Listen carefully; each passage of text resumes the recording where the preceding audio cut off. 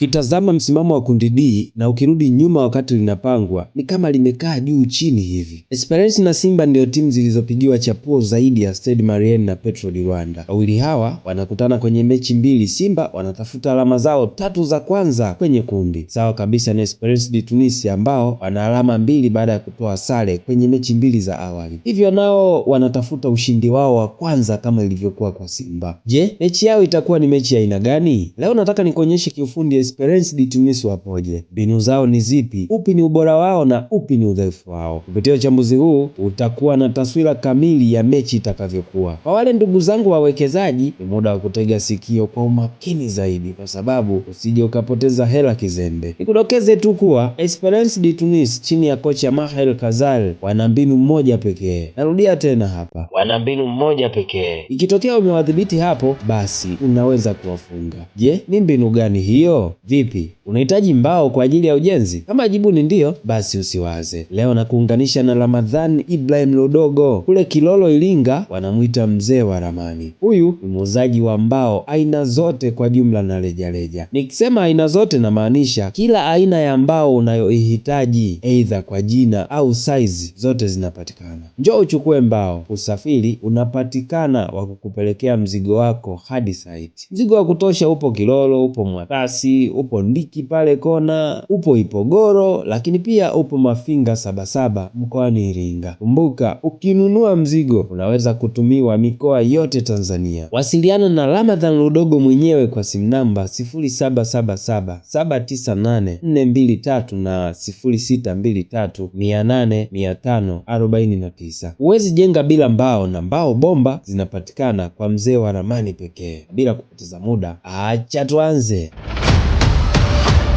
Kikosi cha kwanza. Kikosi cha Esperance de Tunis hakina mabadiliko makubwa. Kwenye dirisha dogo la usajili wameongeza wachezaji 7. Yupo Yusuf Msagni anayeweza kucheza kama winga, mshambuliaji na muda mwingine kiungo wa ushambuliaji. Wamemwongeza pia fundi mwingine, kiungo mshambuliaji Hamza Lafia kutoka Ris ya Italia. Wamesajili mabeki wawili wa pembeni, bwana mdogo beki wa kushoto Elis Alal Fernandez kutoka Strasbourg ya Ufaransa na beki wa kulia kutoka Utrecht ya Ujerumani Mohamed Draga. Lakini pia kwenye kikosi wamewarudisha wachezaji wao wawili waliokuwa kwa mkopo. Yuko Dak Diara aliyetoka AS Solman na Guy Thohabi aliyekuwa Dynamo Batumi. Hadi naandaa uchambuzi huu, Esperance wapo hatua za mwisho kukamilisha dili la mshambuliaji kinda wa Gambia Boubacar Suso. Licha ya maingizo haya mapya, lakini kuna uwezekano mkubwa kusiwe na mabadiliko makubwa kwenye kikosi cha kwanza. Kikosi bora zaidi cha Esperance de Tunis, golini kuna Beshir Ben Said, mabeki pembeni kulia ni Mohamed Ben Ali na kushoto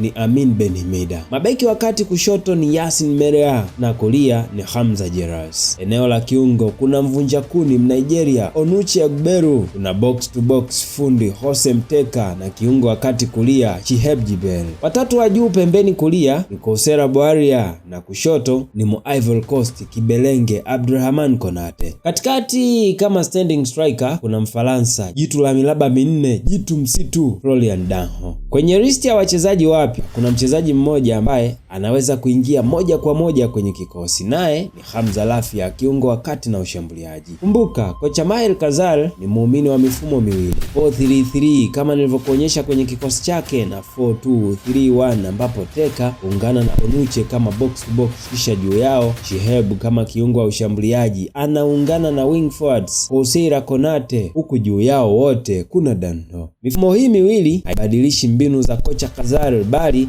hutumika kama sehemu ya kuimarisha timu kwenye baadhi ya maeneo kiulinzi na kiushambuliaji. Mbinu zao. Msingi wa uchambuzi huu upo kwenye mbinu. Nami sisiti kukwambia kuwa 70% ya mbinu anazozitumia kocha Kazal wa Esperance de Tunis zimeelezewa kiundani na kiufundi kwenye kitabu chetu cha sanaa ya kushambulia kwa kushtukiza. Ukikipata leo, basi utakuwa unaojua mpira kiufundi zaidi. Kuna raha yake kutazama mpira kiufundi zaidi. Kuna raha yake kujua ubora wa mbinu na udhaifu wa kila timu. Kuwa wa kwanza kujua ni nini makocha wa timu zote mbili wanafanya ndani ya dakika 90. Ujuzi huu utaupata kupitia hapa Soka Data, na mwingine mwingi zaidi utaupata kupitia kitabu chetu cha sanaa ya kushambulia kwa kushtukiza. Msimu huu tumekuja na ofa kubwa haijawahi kutokea. Niambie.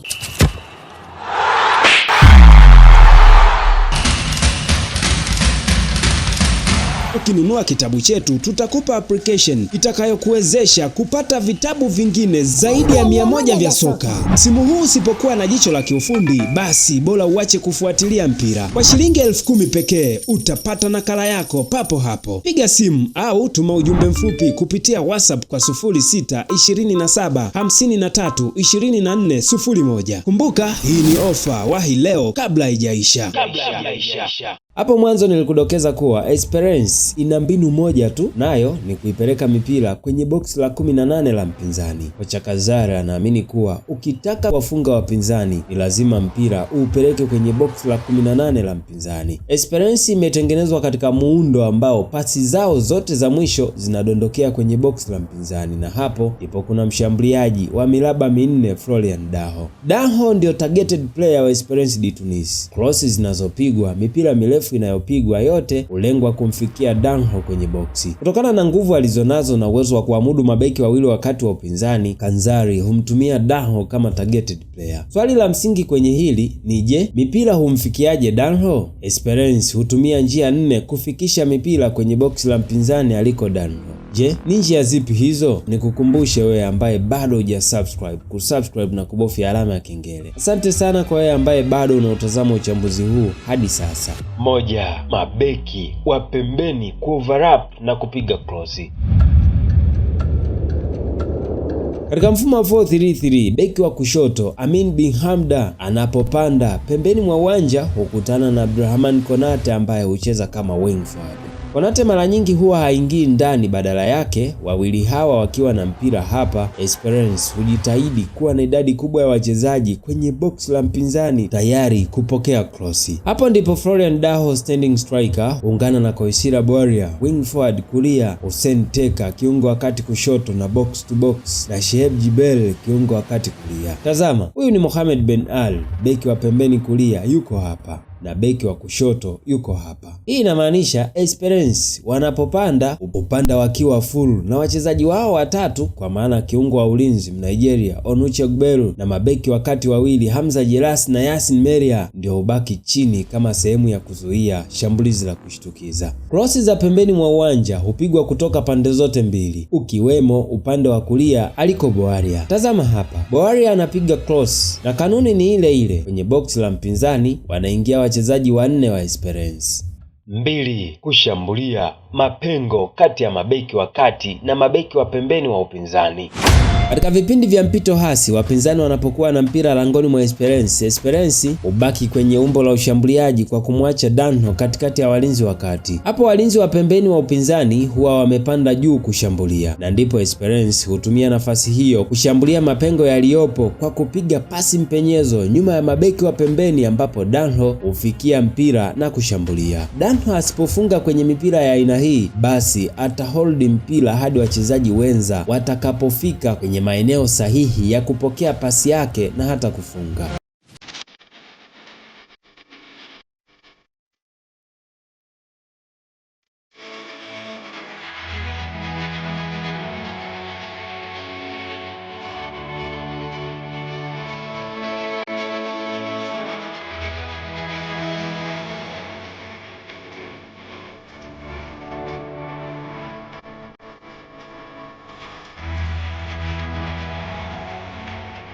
Tatu, zigzag ya nje ndani, nje ndani. Esperance ni wazuri sana wa kupiga pasi chache na za haraka za zigzag. Wachezaji wa Esperance wamekuwa wakitumia mbinu hii mara kwa mara kulifikia lango la mpinzani haraka iwezekanavyo. Katika mfumo wa 4-3-3 na 4-2-3-1, beki wa pembeni kulia na kushoto piga pasi ya ndani kwa kiungo wa ulinzi wa upande wake, kisha kiungo anapiga pasi ya pembeni kwa wing forward au kiungo wakati kulia na kushoto ambaye muda huo amekwisha accelerate pembeni mwa uwanja. Kiungo huyo hukamilisha zigzag kwa kupiga pasi ya ndani kumtafuta mshambuliaji wa kati. Ukihesabu ni pasi 3 pekee zinatosha kwa Esperance kulifikia lango la mpinzani na kulishambulia.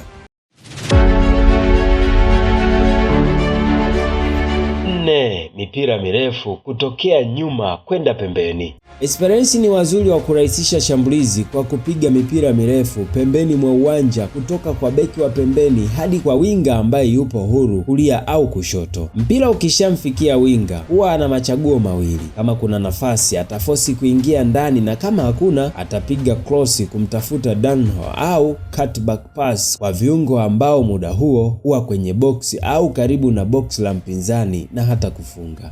Hizi ndizo namna 4 wanazotumia Esperance kushambulia wapinzani kwenye box lao, hasa kutegemea uwepo wa striker Danho kama sehemu ya kuishikilia safu ya ulinzi ya upinzani. Swali, je, ni vipi kama mbinu hizi zikifeli? Esperance hutumia mbinu zingine 3. Mbinu zenyewe ni hizi hapa. Kwanza kabisa ni kutumia mipira ya kutenga kama faulo na kona.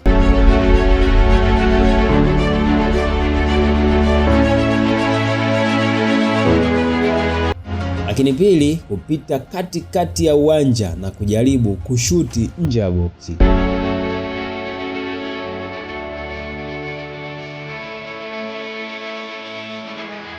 Tatu ni kucheza kimuunganiko kwa kutumia 1-2 za haraka zaidi.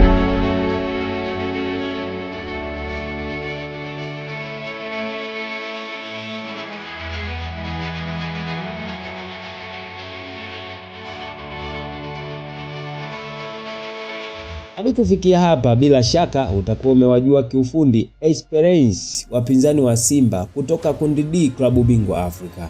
Je, ni mbinu gani Simba wanatakiwa kuzitumia kupata matokeo wakiwa ugenini? Subscribe kwa sababu ndio uchambuzi unaofuata. Hadi wakati mwingine, kwaheri.